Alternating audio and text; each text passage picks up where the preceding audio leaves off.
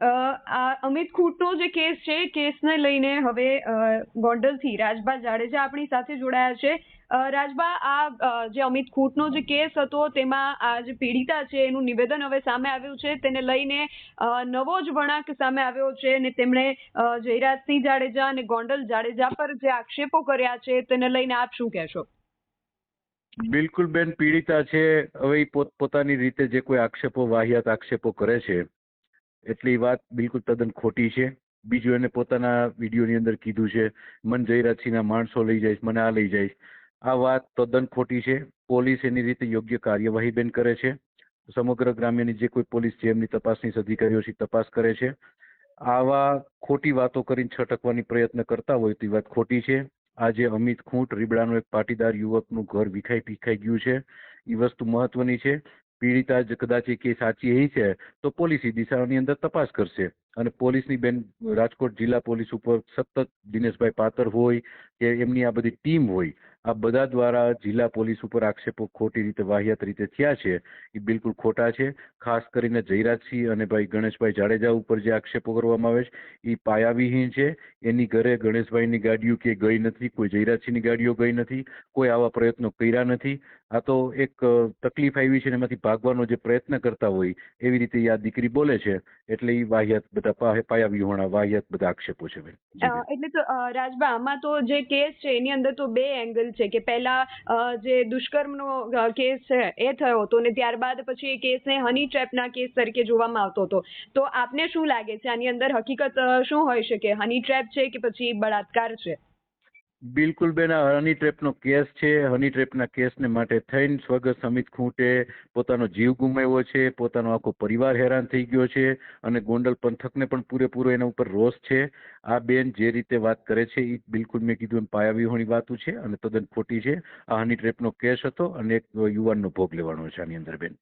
તો રાજભાઈ, આમાં તો ગોંડલની પોલીસ જે છે એ પહેલેથી જ આ કેસમાં અને અન્ય પણ કેસોમાં શંકાના દાયરામાં છે અને અત્યારે ફરીથી આ પીડિતાએ જે રીતે આરોપ મૂક્યા છે ગોંડલ પોલીસ ઉપર, અને ખાસ એમણે અહીંયા કેજી ઝાલા અને એડી પરમારનો નામ સહિત એમણે ઉલ્લેખ કર્યો છે અને એમણે કીધું છે કે પોલીસે મને આરોપી બનાવી છે અને પોલીસ આ રીતે મારી સાથે વર્તન કરતી હતી. તો ગોંડલ પોલીસ ઉપર જે પ્રશ્નો ઉઠી રહ્યા છે અત્યારે, તેને લઈને શું કહેશો? બેન, ગોંડલ પોલીસ ઉપર મેં કીધું એમ એક આ જે ટોળકી, આ ટીમ છે એ ટીમ માત્ર આક્ષેપ કરે છે. ગોંડલ પોલીસ હોય કે રાજકોટ જિલ્લા ગ્રામ્ય પોલીસ હોય, આ બધા પાયાવિહોણા આક્ષેપો છે. આજે જે લોકો આરોપી છે, જે ક્યાંક ઓલામાં મુસીબત પોતે ક્યાંક ને ક્યાંક પોતાનો રોલ ભજવો છે, એની અંદર પોલીસ સ્વાભાવિક રીતે કે એની પૂછપરછ કે જે કોઈ એની ઢબ હોય, એની ટેકનિક હોય અને એ પ્રમાણે કાયદાની રાહે કામ કરવું પડે છે. બાકી કોઈ આવી વાત છે નહીં. અને બીજું, વારંવાર એક આક્ષેપો થયા કરે છે કે પોલીસ છે એ જયરાજસિંહના ઈશારે કામ કરે છે કે કોઈ આગેવાનના ઈશારે. બેન, પોલીસ હંમેશા સ્વતંત્ર હોય છે. પોલીસ ક્યારેય કોઈના ઈશારે કામ ન કરી શકે. અને આપણે ગુજરાત છે, આ કોઈ આપણે બિહારમાં નથી રહેતા. આવા લોકો જે બધા તકલીફોમાં છે, જે લોકો ક્યાંક ને ક્યાંક એમને આવા ષડયંત્રોના રોલમાં હતા, એ બધાઓ આવી વાતો કરે છે. બાકી પોલીસ એની રીતે સારી રીતે કામગીરી કરે છે બેન. એટલે રાજભા, આપનું કેવું એવું છે કે જે પણ લોકો પોલીસ પર આક્ષેપ કરે છે, ખાસ કરીને ગોંડલ પોલીસ પર, એ પછી વકીલ દિનેશ પાતર હોય કે પછી એમના સમાજમાંથી દેવદાન મુછડિયા હોય કે રાજકુમાર જાટનો પરિવાર હોય, કોઈ પણ વ્યક્તિ જે છે એ ગોંડલ પોલીસ ઉપર જે આક્ષેપ કરે છે એ બધા આક્ષેપો પાયા વિહોણા છે. બિલકુલ બેન, રાજકુમાર જાટની જે ઘટના છે એ બિલકુલ એક આખી અલગ છે અને એની ઉપર પોલીસે જે કઈ કાર્યવાહી કરવાની હતી કરી લીધી છે. વાત રહી જયરાજસિંહના પરિવારના જે કોઈ ઘરના સીસીટીવી ફૂટેજો, એ જિલ્લા પોલીસ વડાએ પોતે જાહેર કર્યા છે. વાત રહી જયારે આપણા રીબડા ભાઈ અમિત ખૂંટની જયારે વાત કરી છે એ તો અધૂરા હોવાનું કહેવાય રહ્યું છે, તો એ બાકી પણ કે છે કોણ બેન? કે છે કોણ અધૂરા છે? એ તો પીડિત પરિવાર આક્ષેપ કરે છે ને બેન. પીડિત પરિવાર આક્ષેપ કરે. જિલ્લા પોલીસ વડા જયારે જિલ્લાના એસપી તરીકે પોતે જાહેર કરતા હોય અને ઈ સીસીટીવી ફૂટેજ જે જયરાજસિંહના ઘરના હતા, એ તમામે તમામ ફૂટેજો પોલીસ દ્વારા લેવાયેલા છે. કોઈ એવા ફૂટેજો છે નહીં કે જેને દબાવવામાં આવ્યા હોય. રાજકુમાર જાટ જે છે એ ઘરની અંદર આવતા તો દેખાય છે પણ ઘરની બહાર જતા નથી દેખાતો, તો એને પૂરા કઈ રીતે કહી શકાય? બેન, રાજકુમાર જાટ અંદર આવતો હોય, એનો જે વિડીયો હોય, રાજકુમાર બહાર નીકળ્યો હોય પછી જ બધી ઘટનાઓ બની છે ને. આજે સ્વાભાવિક છે કે આ બધા પાયા વિહોણા મેં કીધું એમ આક્ષેપ છે. આપણે સ્વર્ગસ્થ રાજકુમારના પરિવાર જે આક્ષેપો કરતા હોય, બીજા ભાઈ બેન ઓલા અમારે હમણાં ગોંડલમાં આવ્યા હતા પાટીદાર બેન, હમણાં એની ક્લિપો બહાર પડી છે, જીગીસા બેન, આ બધા આક્ષેપો કરે છે. પોલીસ ઉપર આક્ષેપો, જયરાજસિંહ ઉપર આક્ષેપો કરનારાની સંખ્યા તો આપ જોવો કે જે 15-20 લોકો છે ક્યાંક ને ક્યાંક સંડોયેલા છે, ક્યાંક ને ક્યાંક તકલીફમાં છે, એ બધાને બીજું કાંઈ નથી આવડતું એટલે માત્ર ને માત્ર જયરાજસિંહને ટાર્ગેટ કરવાના, ગોંડલ પોલીસને ટાર્ગેટ કરવાની, રાજકોટ જિલ્લા ગ્રામ્ય પોલીસને ટાર્ગેટ કરવાની અને એની ઉપર આક્ષેપો કરવાનો કે આ બધા આવું ખોટું કરે છે. કેમ ભાઈ કોઈ સાચો માણસ છે ને પોલીસે ક્યાં કોઈ સાચા માણસને પકડીને કે પૂરી દીધો હોય તો આપણે બરોબર છે. જે લોકોના દોષ છે, જેના રોલ નીકળ્યા છે, જે બની ગજેરા હતો, જે બની ગજેરા જે રીતે વિડીયો બનાવતો હતો એની અંદર પોલીસે તપાસ કરી, પોલીસે તપાસ કર્યા પછી દિનેશભાઈ પાતર હોય કે જે કોઈ અન્ય ટીમના માણસો હોય, આ બધાના રોલ નીકળ્યા છે એટલે પોલીસે એની ભૂમિકા ભજવી છે. રાજભાઈ, આપનું કેવું એમ છે કે પોલીસ ક્યારે કોઈ સાચા માણસને તો પકડ્યો નથી અને દિનેશ પાતર છે એમનું કેવું એવું છે કે હું તો માત્ર મારા અસીલને મળવા માટે ત્યાં ગયો હતો, તો મારો એમાં શું રોલ હોઈ શકે અને મારી કયા કેસમાં ધરપકડ થઈ શકે, એવા એમના આક્ષેપ છે.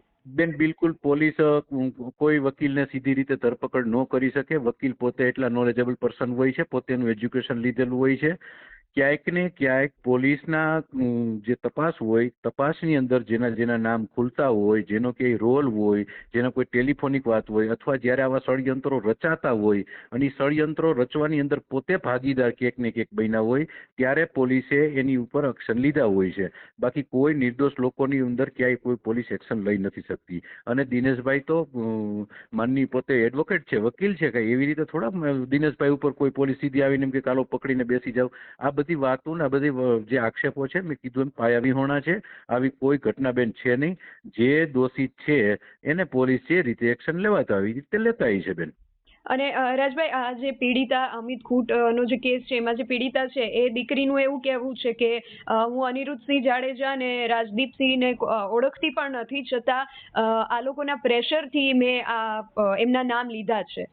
બેન પોલીસને એવો શું હરખ થાય કે અનિરુદ્ધસિંહનું ખોટી રીતે નામ ફિટ કરી દે?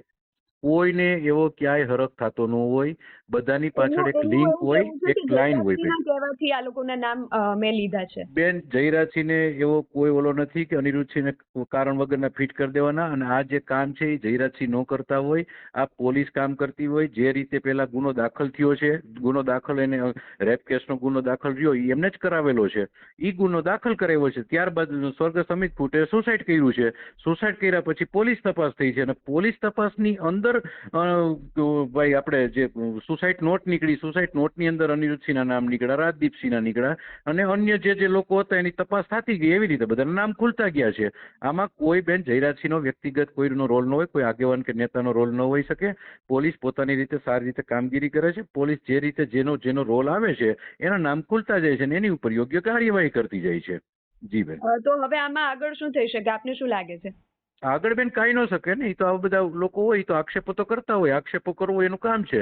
પોલીસ એની રીતે સ્વતંત્રતાથી કામ કરશે તે. અને અમારી ઉપર જે કોઈ જયરાજસિંહ કે એના પરિવાર ઉપર જે રીતે કોઈ ભારતીય જનતા પાર્ટીના નેતાઓ ઉપર જે ખોટા આક્ષેપ કર્યા છે એને હું બિલકુલ પાયા વિહોણા ગણાવું છું બેન.